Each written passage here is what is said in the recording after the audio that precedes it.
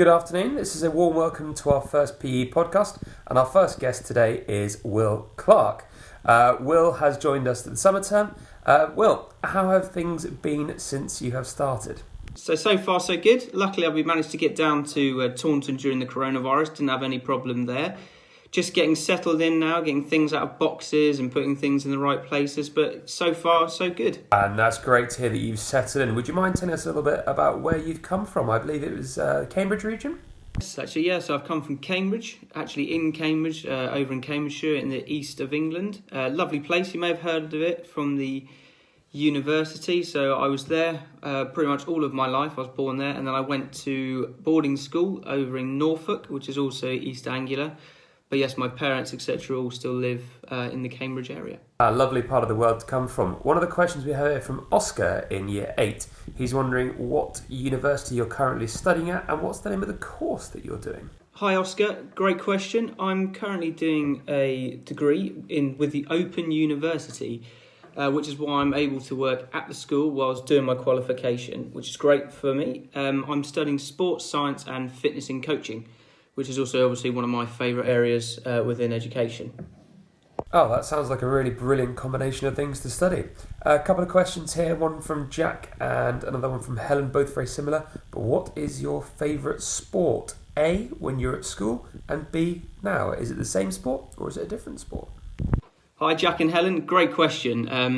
I get this question quite a lot, being a sporty chap, but when I was at prep school, my favourite sport was rugby. Then when I moved to my senior school, it then became hockey. And actually, as I've got older to play now, my favourite would be tennis. I'm a massive Nadal fan. And these days, when the sun's shining, I can't think anything better than hitting a nice tennis ball on a nice green court. I'm sure the pupils will love to hear that you're a good all-rounder. You'll obviously be taking their PE lessons and their games lessons. So they have a double PE lesson per week and they have 2 double games lessons and then fixtures and practices on Wednesday afternoon and Saturday. Tell me about a team that you support. It can be any sport you like, but a team that you follow. For me, it'd be rugby. I actually follow Leicester Tigers. A couple of reasons behind that. It's not too far from Cambridge, one of the Premiership teams that are closest to it. And I also have a friend, Ben Youngs, England scrum half, who I went to school with in Norfolk, who plays for them. So I like to try and support him as much as I possibly can. So that's the reason why for my team would probably be Leicester Tigers for the rugby. Lots of Bath, lots of Chiefs fans down in this neck of the woods. Question here from Theo.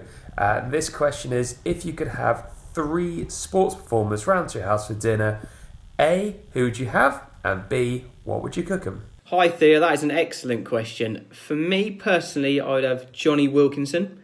Bit of an inspiration when growing up. I would have Rafa Nadal. And then I would have someone like maybe Usain Bolt or Jason Kenny, maybe a sort of Olympic theme for one of those two.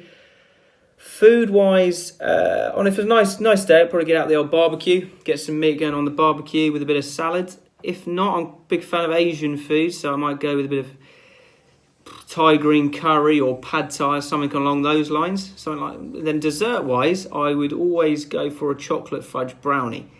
With ice cream, of course. Couldn't go wrong there. Sounds delicious. Sounds like Mr. Clark is going to be a permanent member of the Clean Plate Club as well. Final question, we'll let you go after this one.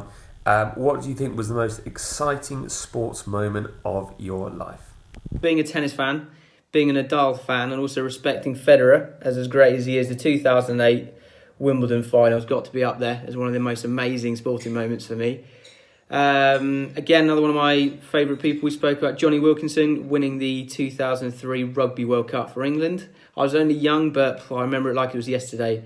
So that was another grating moment for me. 2 great moments there. I definitely agree with them. I think I'd also put in the Super Over when Josh Buttler took off the bails against New Zealand to win it for England. A big thank you to Mr. Clark. Have you got any final words before you go? Nothing from me, just a massive thank you to Mr. Halls and to all of you guys for your great questions. I hope you have a good rest of the term, as much as you possibly can during the coronavirus. Please stay safe, and I look forward to seeing you all when I can. All the best. Thank you, guys.